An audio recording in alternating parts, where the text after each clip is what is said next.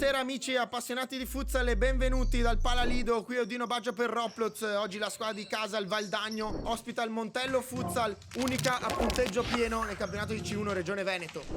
Va in uscita, interviene Nicolati, non c'è fallo, Nicolati, Bertoni, Nicolati ancora, porta sguarnita, si salva. Controllo, tocco per Leandrigno, una finta, se ne va Leandrigno dentro, inclusione strozzata.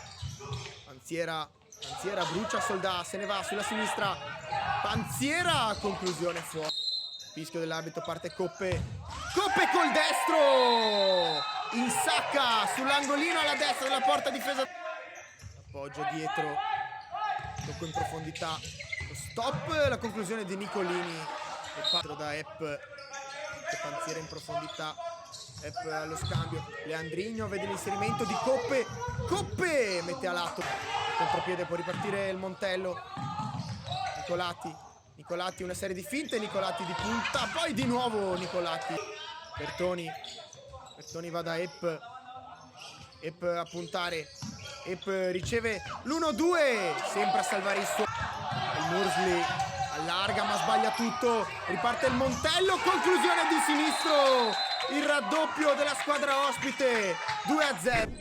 Fami ad attenderlo, infatti gli ruba il pallone Leandrigno,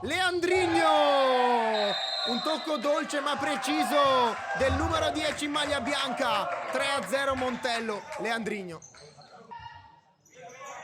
il Mursley in mezzo all'area, servito da solo col mancino, apre troppo.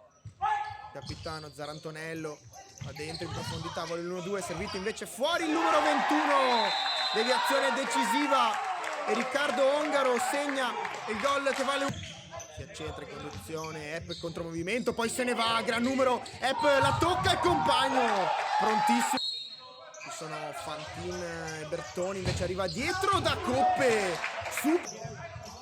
va corto, semplice, non c'è fallo. Leandrigno 2 contro 1, Leandrigno, il tocco dietro di tacco, Bertoni torna in vantaggio di 3 il Montello, assist di Leandrigno. Bertoni chiude col destro sul secondo, alla fondo il Mursley ma sbaglia in disimpegno il passaggio. Leandrigno, gran numero, evita il portiere. Coppe da solo, porta vuota, becca l'avversario, ancora Coppe con il petto e il Mursley dietro, cercato il Mursley, invece sbaglia, è libera per Leandrigno che va alla conclusione a 1 metro dalla porta, sguarnita, trova il 5-1 Montello, doppietta personale e Montello che dilaga adesso.